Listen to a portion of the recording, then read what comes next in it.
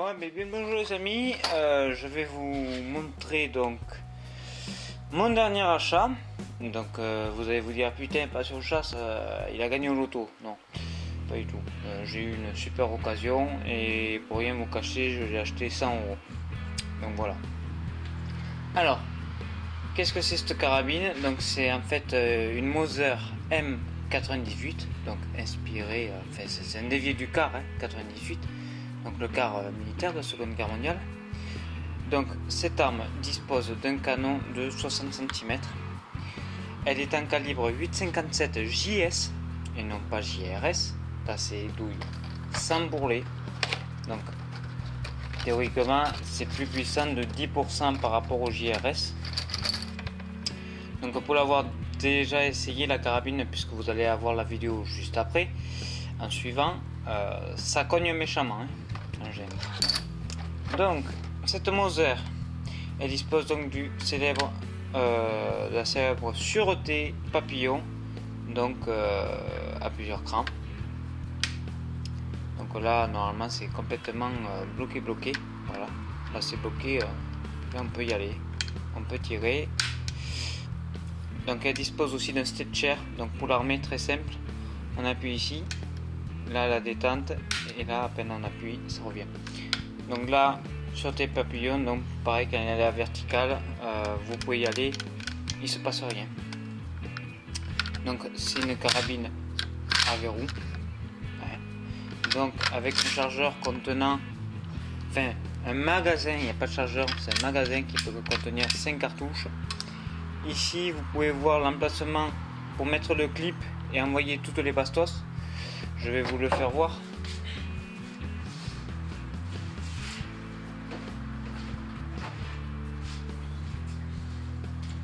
Donc avec la carabine j'ai eu des munitions d'époque avec les clips, donc munitions militaires, donc des FMJ, Full Metal Jacket de toute façon.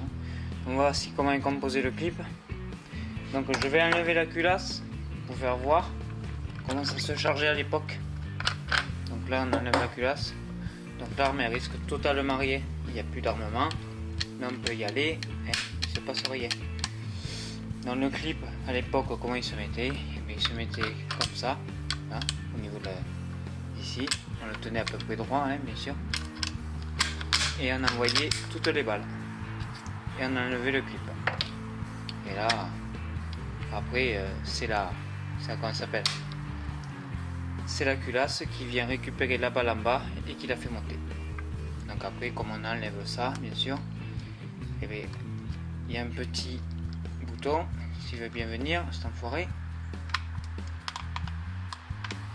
Voilà, donc là on enlève le ressort, la palette élévatrice, donc le dessous, et là les balles on peut les faire venir une par une. Voilà. Donc là au moins ça évite de manier la culasse d'avant en arrière.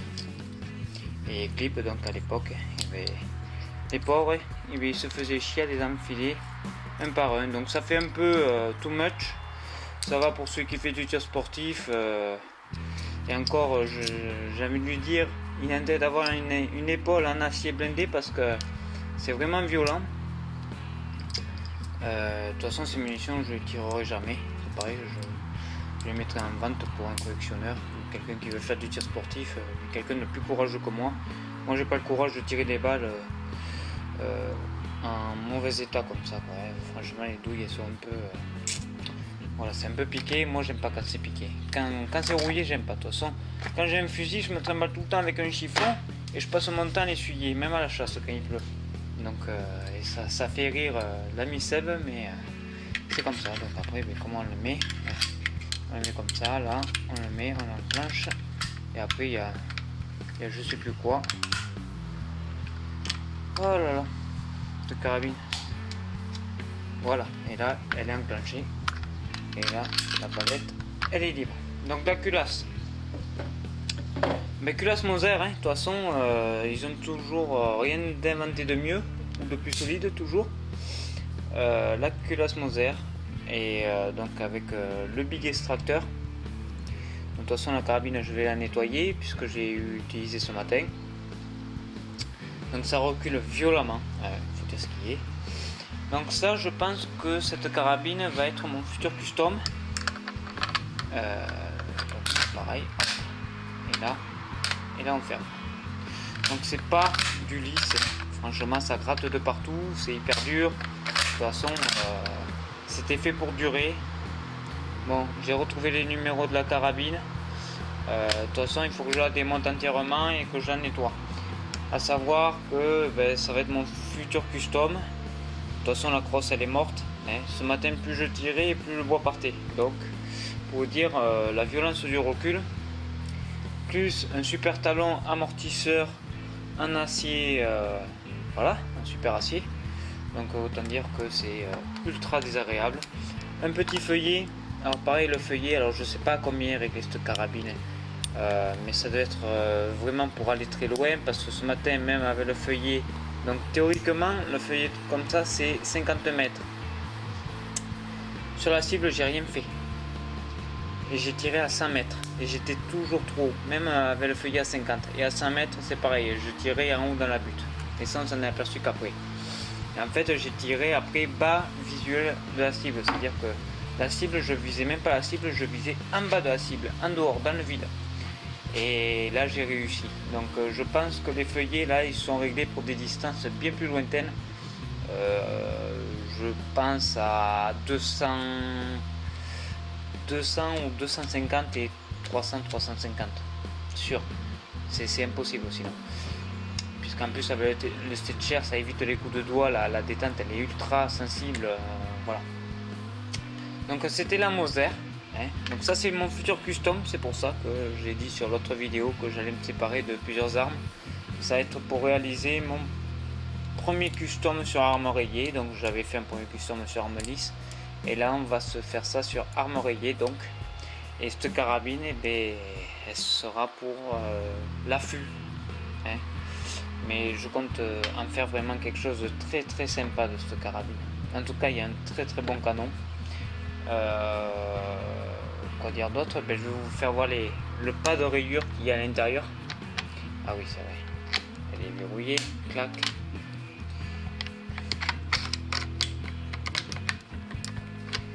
Et puis elle est dure jusqu'au bout cette carabine. Ah c'est pas de la chinoiserie ou un machin turc, enfoiré. Alors, je vais essayer de regarder, de vous le faire voir. Le pas de rayure, alors est-ce que ça va réussir à faire le focus dedans?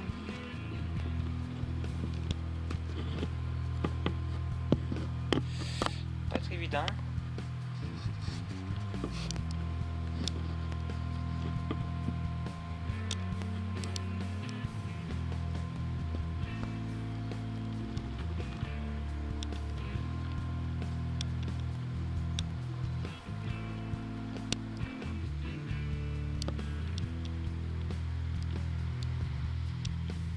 Peut-être en avançant lentement.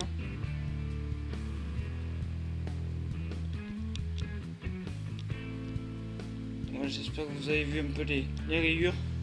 Enfin, il y a des rayures dessus énormes.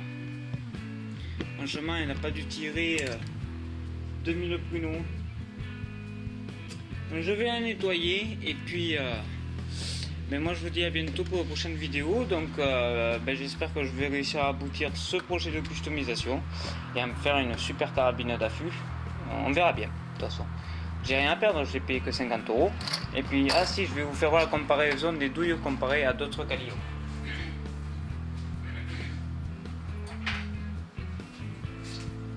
Donc on va partir du plus gros, donc le 9374R, donc RWS. Dans le 9374R. Ensuite, à l'affût, j'avais tiré donc du 300 Winchester Mag. Donc voici le suppôt. Donc voici en comparaison. Je vais vous le mettre en bas. Hop. Je vais le mettre ici. Voilà. Pour faire à peu près quelque chose de propre. Donc à droite, le 9374R. À gauche, le 300 Win. Le 300 Win. Winchester Mag. Ensuite,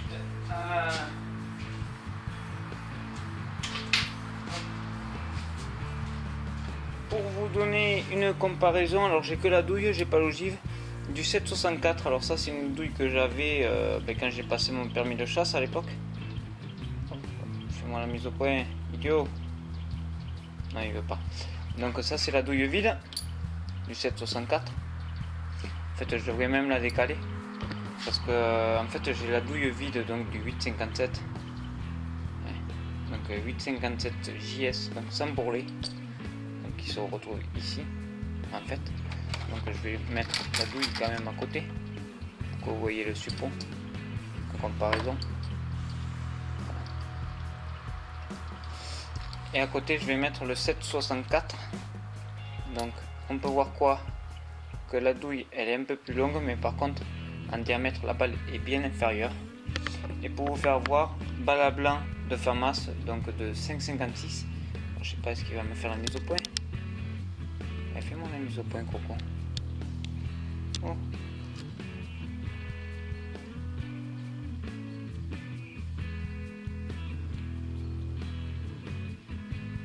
Je sais pas si on peut le voir, 5,56. Voilà, 5,56. Donc ça c'est une balle à blanc de FAMAS. Ce sont les balles normales, elles sont à peu près pareilles. De toute façon ça ressemble au 222, 243. Sachant que le 243 est même plus gros que le 5,56. Donc pour mettre en comparaison la balle de FAMAS, tout au bout. Donc le 8,57 ce n'est pas rien. Et si je vous fais voir la comparaison entre le 300 Win et le 8,57, on peut voir quoi. Donc le 300 Winchester Magnum, il a une balle plus petite, diamètre plus petit et plus courte. Le 8,57 a une balle bien plus longue et bien plus profilée, beaucoup plus lourde. Par contre, ça c'est une douille Magnum, donc beaucoup plus grande que l'autre. C'est une douille, on va dire, de calibre standard. Mais bon, ça va pas trop envier si on regarde bien. En tout cas, ça envoie vachement du bois. C'est ultra violent. Bon allez, moi sur ce je vous laisse. Je vous dis à bientôt pour de prochaines vidéos. Bye bye. Et là, la cartouche est sur le côté aussi, t'as le mec. Ouais. Tac, la cartouche rentre, ça, la cuillère se referme.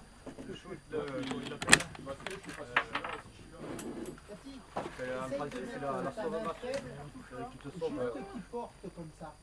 Il faut que je refasse et. Voilà. Sans le pouce même, à la limite. Voilà. Là, c'est honnête quoi.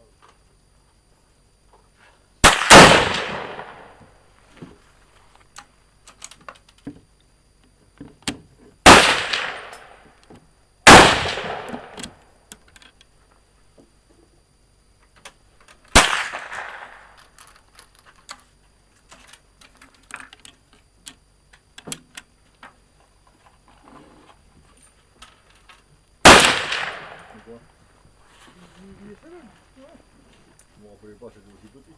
Ouais, il est petit. Tu l'as vendu, les caractères? Ça va pas. Non, pas encore. Ouais. Ça va pas. J'ai vu hier, je lui dis, mais t'as vu le prix que ça vaut? Oh, si tu le mets sur porte, tu vas le vendre au prix où je... Ouais, j'en revenais pas que ça arrive. Ah ouais, tu parles, il n'existe plus. Il n'y en a plus. Il y a le FAMAS à vendre, mais un vrai de vrai, pas le 222, 223. Ouais, 8000. Il va partir. Aux États-Unis, il s'en est vendu des neufs. Là, apparemment, il disait il y a 15 jours, une semaine, 16 000 $. 16 000 $. Même au marché à l'expo, mais il est hyper rare. Apparemment, ils n'ont pas vendu. Non, chien plus. c'est nos clients, ils ne revendent pas après. Comme ça.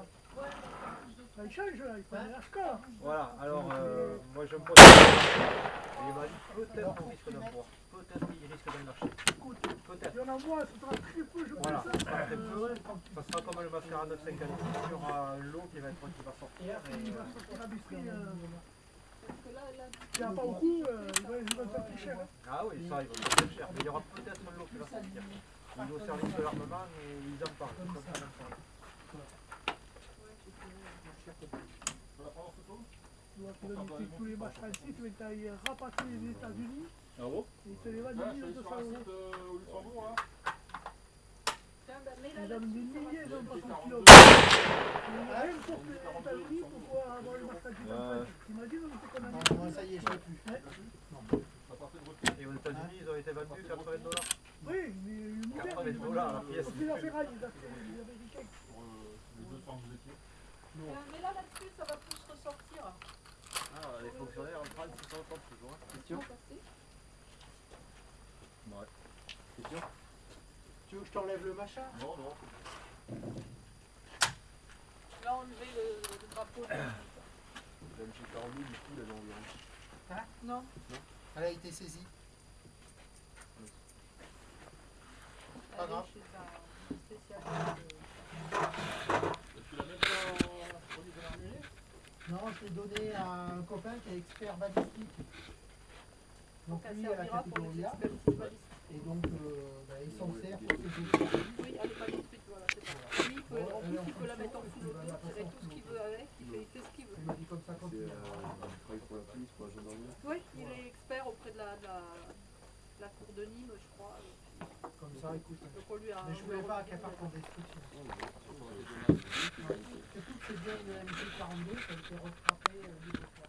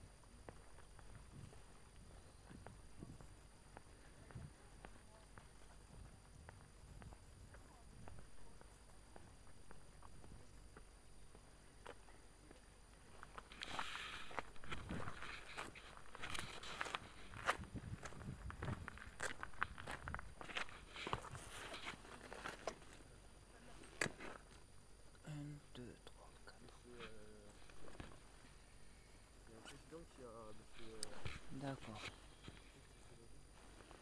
Le port d'armes, avant il était sous quel prévu que